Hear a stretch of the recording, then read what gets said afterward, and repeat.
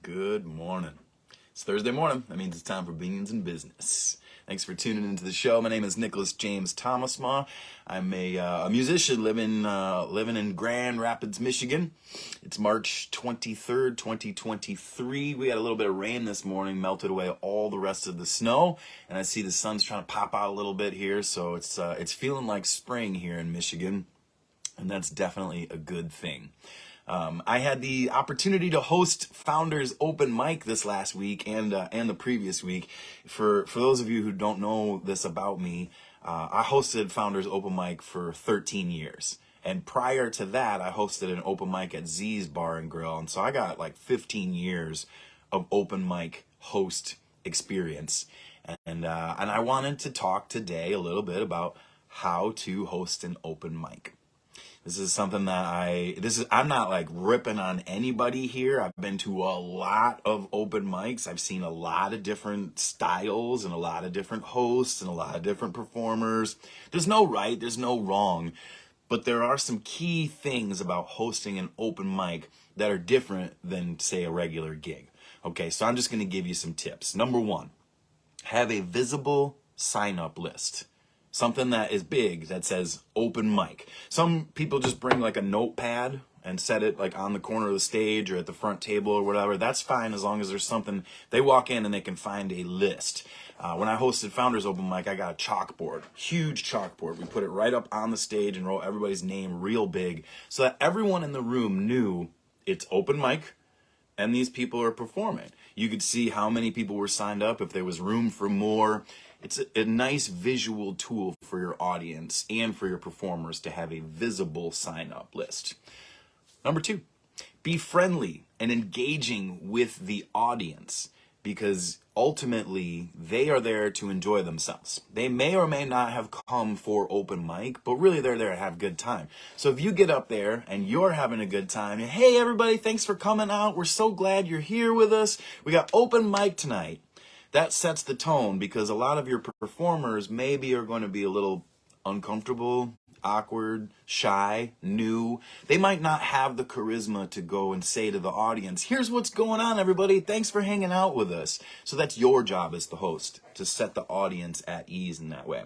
With that said, you also have to be friendly and engaging with the performers. Because remember, this is open mic. These are not necessarily seasoned performers. Some of these people, this might be their first time ever on stage. And of course, they're going to be nervous. So your job as the host is to kind of set their nerves, calm them down a little bit.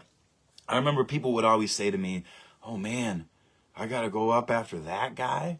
And I'd always be like, dude, you don't do what that guy does. The audience is going to be happy to hear something different. Like, don't worry about who's in front of you, who's behind you. You just focus on you and do what you do, and the audience will appreciate that. And that kind of stuff goes a long way with performers and setting things at ease. Number four, same thing. They don't really know how to sound check. So when you get them on stage, go, let me hear that guitar, right? They strum the guitar a little bit, and I'm like, I'm going to turn it up a little bit for you so you can hear it. Can you hear it okay? Oh, yeah, I can hear it. All right, let me hear your voice. They start singing. I'm like, I think I want a little bit more of your voice. Can you hear that okay? And they're like, yeah, I can hear it okay. And I'm like, all right, here's the thing.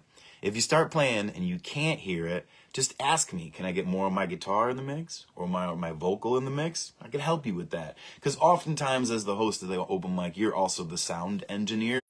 So it's important to know what your performer wants. And then also it's important to be specific. So you set them up with this, okay, ready to go. You get 3 songs or 15 minutes max. And then after that, I got to cut you off because I got other performers on the list.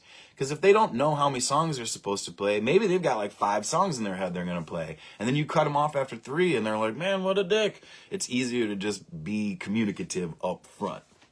So, and then with that said, just watch, listen, be encouraging to the performers, be encouraging to the audience, like sit up front and pay attention. A long time ago, somebody told me, standing in the back of the room doesn't make you cool. Standing up front and dancing does. And I always remember that. I like to be up front and visible and watching.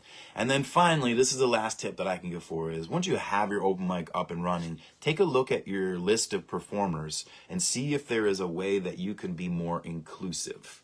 right? So if you have a lot of, and this is very common, that we have a lot of male performers, maybe reach out to some female performers, maybe reach out to some non-binary performers, maybe reach out to some people who are underrepresented and let them know that you have a platform and you would like to have them there. Because that is also your job as the host, is to bring in new musicians and new guests and drum up new business for the venue that you're performing in. There's actually a lot to hosting an open mic. It's a ridiculously fun job if you can get it. I highly recommend it, and I hope to do it more again in the future. That's it for today. Thanks for listening to my How to Host an Open Mic episode of Beans in Business. We'll be back next Thursday and every Thursday for another episode of Beans in Business. We'll see you then.